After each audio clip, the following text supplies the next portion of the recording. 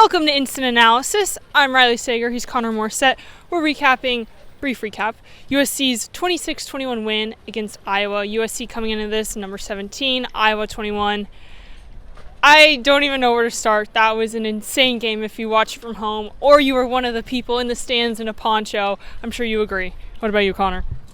From down 21-7, the fact that USC outscores Iowa 60-0 in the second half to get the win totally flipped the script.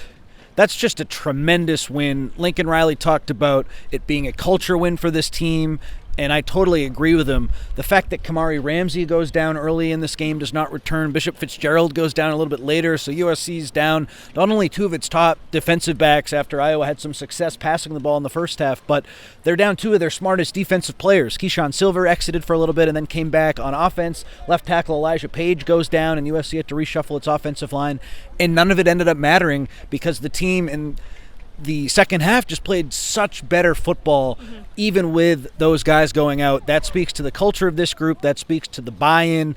It speaks to the growth that we didn't see last year when there were injuries to key players last year. Bad things would happen, especially on the offensive line. We saw major growth from when Kamari Ramsey didn't play against Illinois. Tonight he misses most of the game, or this afternoon. And USC in the second half plays really well. Kennedy Urlacher, who replaced Ramsey, makes one of the plays of the game on the fourth down to stop Iowa, which effectively ended the game because USC was able to run out the clock. So that's a guy who just hasn't played much defense this year. An incredible win. And Iowa's a good team, too. I know that they lost to Indiana in a close game. They lost to Oregon in a really close game last week. But that is a good team. And USC today shows that they're right now in that second tier in the Big Ten, still everything ahead of them, behind Ohio State, behind Indiana, and Iowa's in that third tier. And that was all everyone wanted to see at the beginning of the year. Can you show progress from last year where they were middle of the pack? USC, big game against Oregon now, but this game shows tremendous progress, and they're firmly in that second tier in this conference, which is huge. That is something we can take away, something that I think USC will stay in that second tier no matter what happens the rest of the way, and that's significant. But so much to get to in this game, and we can continue here. But big picture, they're still alive for the playoff, and the comeback was sensational.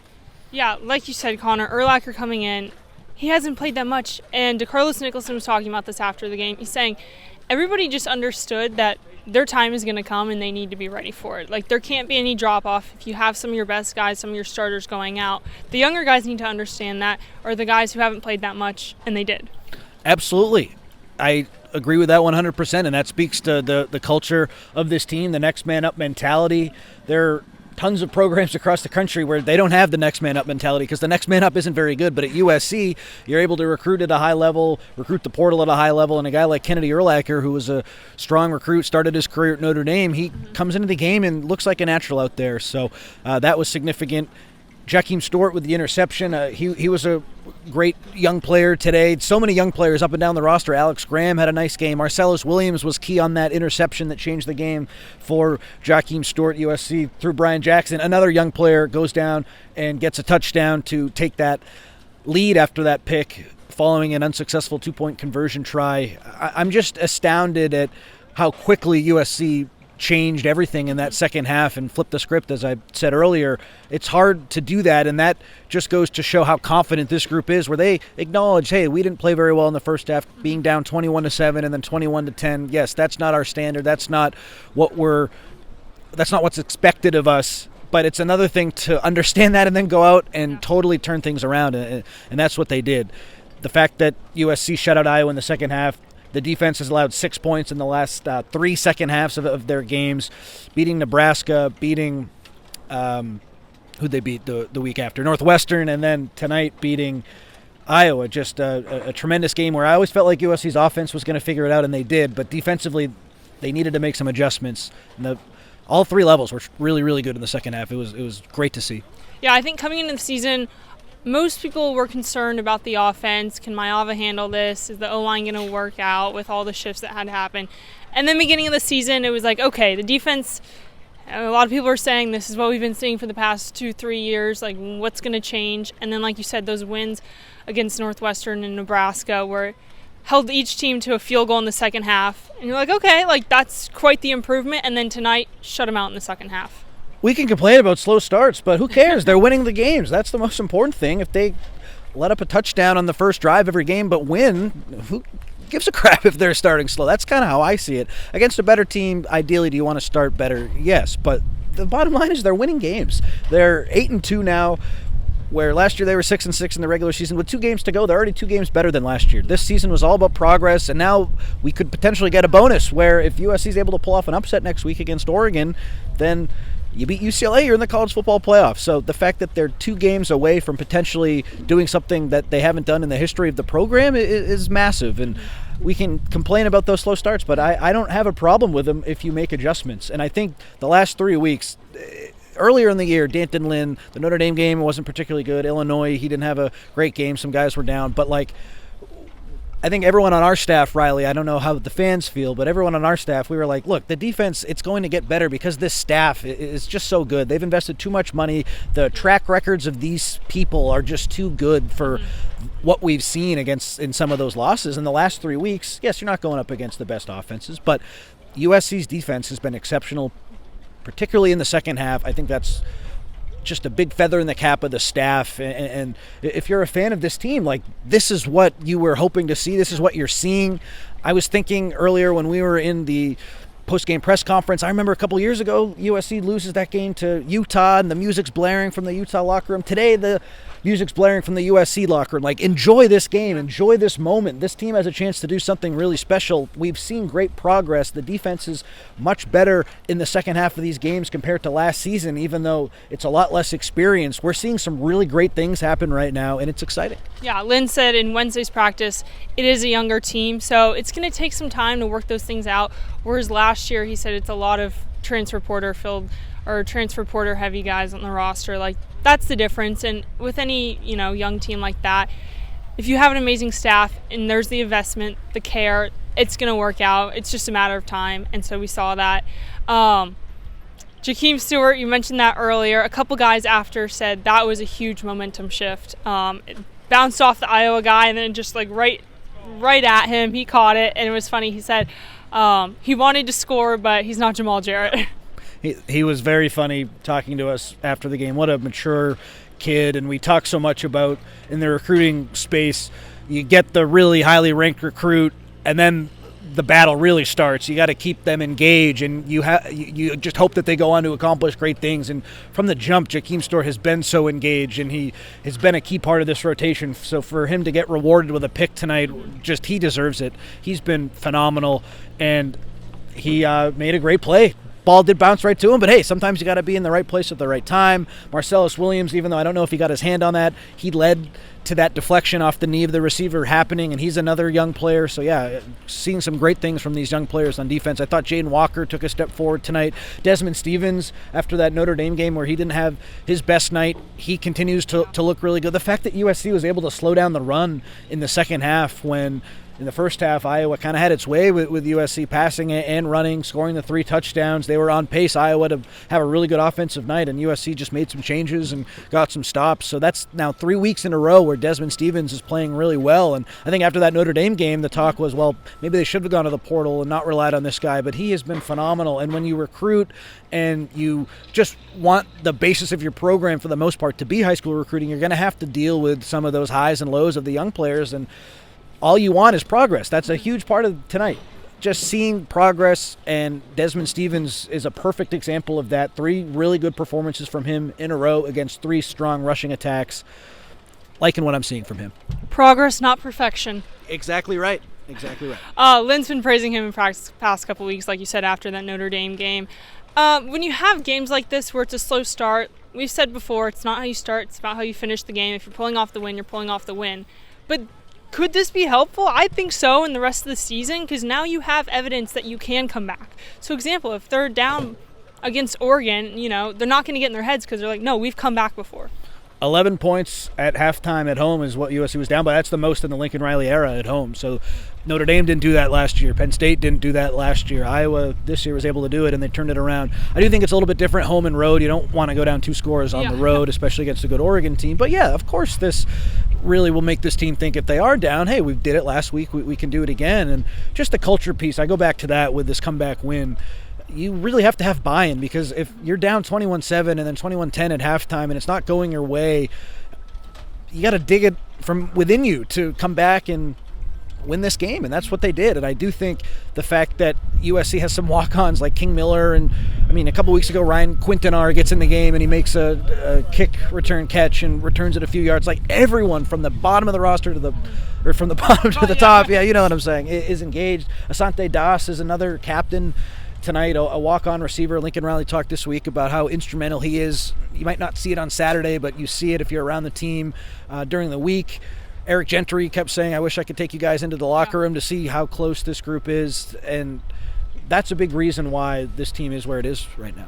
Yeah, usually in interviews after games, guys are answering questions. It's not like, oh, kind of player talking to press directly or something like that. But he was like, I wish you guys were in the locker room. And I just think that was really significant because, you know, when you're on the field and you have one job, you know, as a player, you're doing your own role, but people can see the culture, they can see it from the outside. No one really knows what's going on. Like, there's a whole other component to a team and what it takes to pull off a win. It was pouring rain. It let up for a little bit, maybe about 30 minutes. But I mean, it's an atmospheric river. That's what they're calling it. Like, and that never happens in LA. So going into it, Iowa doesn't pass a lot to begin with. And they were passing it a bit at the beginning, and DeCarlos Nicholson was like, yeah, it was a little shocking. I was wondering before the game, you know, is that a technique? Like, if it's pouring rain, each team's going to expect the run and then just kind of throw them out of surprise? I think Iowa felt like they could beat USC's defensive backs, and they did early, but then USC made some adjustments. So maybe that did catch them off guard a little bit. But just going back to the culture, Riley, like, we've heard, especially at USC, but everywhere, people will say, yes, the culture's really good, but then the season doesn't go as you expected. It's one thing to say it, it's another thing to do it. Mm-hmm. And we're seeing this in real time. You can have great culture, but if you're not a good team and you don't win games, fans will say, I don't give a crap about that. But the fact that USC has both right now, and you need both. You need to have a good culture in order to win games, and we're seeing that in real time, which is huge. But as for Iowa's game plan, yeah, I think they tried to throw off USC. I mean, that receiver pass definitely was a look that USC wasn't expecting. I don't think anyone was expecting that, and they got off to a great start, but I give Danton Lynn and that whole staff a lot of credit for the adjustments they made in the second half, and the fact that the rain lightened up in the third quarter, then USC outscored Iowa 9-0 in that quarter. That was huge. The defensive line, I thought, really toughened up in that second half, which was big. So, yeah, I don't exactly know why they start slow, but if they keep winning, it's not the end of the world, obviously. That'll be something to pay attention to as we move forward. But I'm just trying to rack my brain some of the big plays for Iowa. The 44-yard completion, I thought Kamari Ramsey had decent coverage on that, but it was just a really well-executed play. And then the rest of the way, Gronowski had a tough time throwing the ball down the field, so that wasn't the expectation with them. That just kind of went away after that. So I just think they clamped down in the second half. They believe, they're confident, and it's a good place to be. Yeah, as for USC offense, rushed just over 100 yards, and then Maiava threw it 254. Makai Lemon, 10 catches, I think 135 yards, that touchdown. I was a little surprised by that. Not by his production, but given the elements, and that's when you look at the stat sheet, and that's the number you see.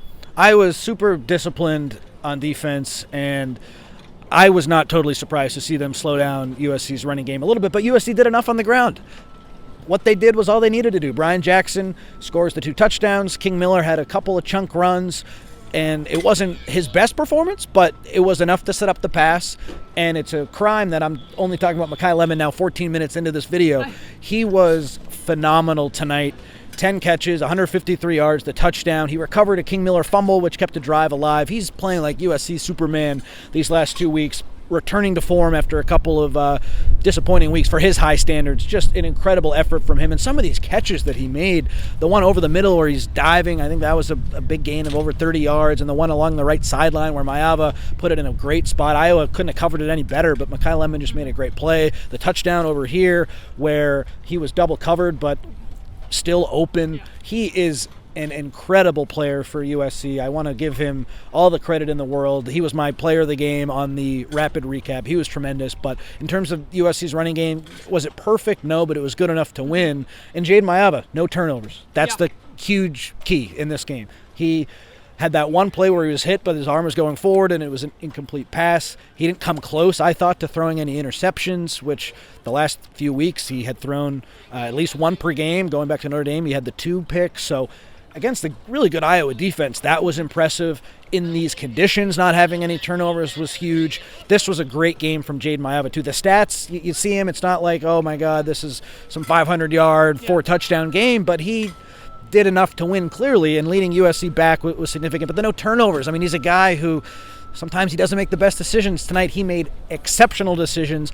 Makai Lemon played at an exceptional level. The offensive line, for the most part, looked really good, with Kalen Miller coming in to play left guard and Tobias Raymond going from left guard to left tackle. It's amazing what this offensive line has done. That's a really good Iowa front. I think Maiava was sacked a couple times, but there were plays where he would drop back to pass, and you'd say, oh, is the pressure going to get to him with this new-look offensive line? And more often than not, it didn't. That's a huge part of this as well. What a game, Riley. That's a huge game for this team. What a game. It was 2 sacks, but like you said, 0 interceptions. Everybody plays better at home, but it seems Maiava and Makai Lemon and Jacoby Lane, like, they're just in their element. And I was shocked by the student section. There was actually a lot more people than I was expecting for a rainy day like today. But, I mean, nothing's ever flawless. But 0 interceptions, and you're making plays. Makai Lemon, it seems like anytime you need him, he's had ups and downs this season, but he's there. Like, he is going to make it happen. He can pick his team up if, something's not going right or they're just losing momentum. Like, he will make a big play, and he will bring the team up.